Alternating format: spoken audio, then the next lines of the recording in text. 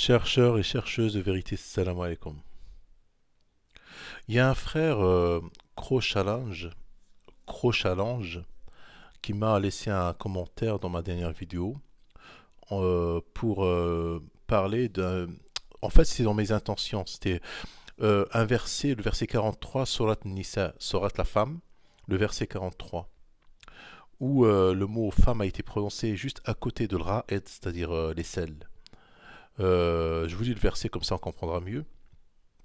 Allah dit subhanahu wa ta'ala, a'udhu billah min shaitan rajim, bismillah ar-rahman ar-rahim, ô les croyants, n'approchez pas de la salade alors que vous êtes ivre, jusqu'à ce que vous compreniez ce que vous dites. Et aussi quand vous êtes en état d'impureté.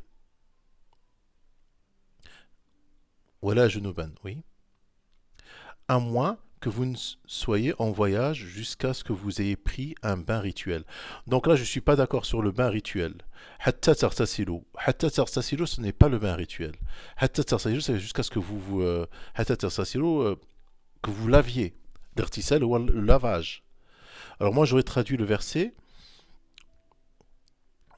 jusqu'à ce que vous ayez pris un bain. Ou jusqu'à ce que vous ayez pris, une douche. Hein, un lavage, quoi. Vous serez lavé. Je vois pas pourquoi le bain rituel n'est pas prononcé ici. Hein. Tertasilu, ça ne veut pas dire le bain rituel. Si vous êtes malade ou en voyage, ou si l'un de vous revient du lieu où il a fait ses besoins, donc on parle bien de sel. Le mot, je n'ose pas le prononcer, mais j'aime bien quand les choses sont claires, parce que moi je suis quelqu'un qui dit la vérité. Ça veut dire les selles. Lorsque vous revenez, alors, ou si l'un de vous revient du lieu où il a fait ses selles, ou si vous avez touché à des femmes. Alors là, et que vous ne trouviez pas d'eau.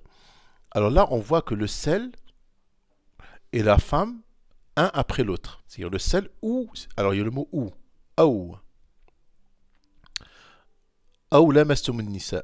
Alors le mot ou, c'est-à-dire le sel ou vous avez touché des femmes. Alors recouvrez à une terre pure et passez-vous-en sur vos visages et sur vos mains. Allah en vérité est indulgent et pardonneur. Donc, on comprend bien, pour moi, an-nisa, le mot nisa ne veut pas dire femme, pour les arabophones qui m'écoutent. An-nisa veut dire wajam an-nasi. An-nisa wajam an-nasi. An-nasi, alors moi j'aurais traduit le verset, nasi ça veut dire an-nasi. Nasi, c'est pas femme. An-nisa, ça veut dire des choses qui ressemblent au sel. Des choses sales, ou autre chose de ce genre. Voilà. J'aurais traduit an-nisa par le mot autre chose de ce genre, ou autre chose de ce genre. Alors, je vais lire avec vous le verset. À moins que vous ne soyez en voyage jusqu'à ce que vous ayez pris un bain, on dit que rituel, il n'y a pas. Si vous êtes malade ou en voyage, ou si l'un de vous revient du lieu où il a fait ses selles, par ses besoins, ses selles, ou si vous avez touché autre chose de ce genre, c'est pas si vous avez touché à des femmes, autre chose de ce genre, et que vous ne trouviez pas d'eau, alors recourez à une terre pure, et passez-vous-en sur vos visages et sur vos mains, Allah en vérité est indulgent et pardonneur. Donc, An-Nisa ne veut pas dire forcément femme. C'est ça que je veux vous dire. La langue arabe de Quraysh est une langue, c'est pas la langue arabe parlée aujourd'hui. Comme je vous ai expliqué dans une vidéo précédente, les musulmans, quand ils se sont convertis de force, parce que l'islam, quand il s'est répandu, il y a eu beaucoup de tribus, beaucoup de peuples non arabophones qui se sont convertis à l'islam, et ils ont compris l'arabe de manière, on va dire, très primaire. La langue arabe, c'est une langue très riche, très, c'est une langue où on doit maîtriser. Donc, ils ne maîtrisaient pas la langue arabe. Pour une nissa veut dire femme. Nissa est égal femme. Le mot nissa veut dire le mot femme. Alors que nissa veut dire femme, et par la même occasion, ça veut dire le pluriel de nasi. Nasi, ça veut dire des choses qui ressemblent à.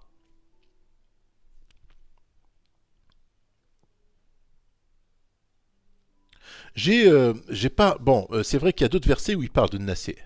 J'espère que les frères arabophones, dans leurs commentaires, rajouteront des versets où on parle de nasi. Il y a le mot nasi dans le Coran. Il y a le mot nasi. Euh, donc, la femme, comme elle a été dans toutes les religions, pas que dans la religion musulmane, hein, la femme a été euh, rabaissée. Elle a été. C'est souvent des religions qui ont été rendues patriarcales pour rabaisser la femme. Qu'on voyait chez les chrétiens, par exemple, ils disaient il n'y a pas plus longtemps qu'il y a un siècle, chez les chrétiens, on disait que la femme n'a pas d'âme, que la femme et l'animal et les animaux sont dans le même, ils sont dans le même état. La femme n'a pas d'âme.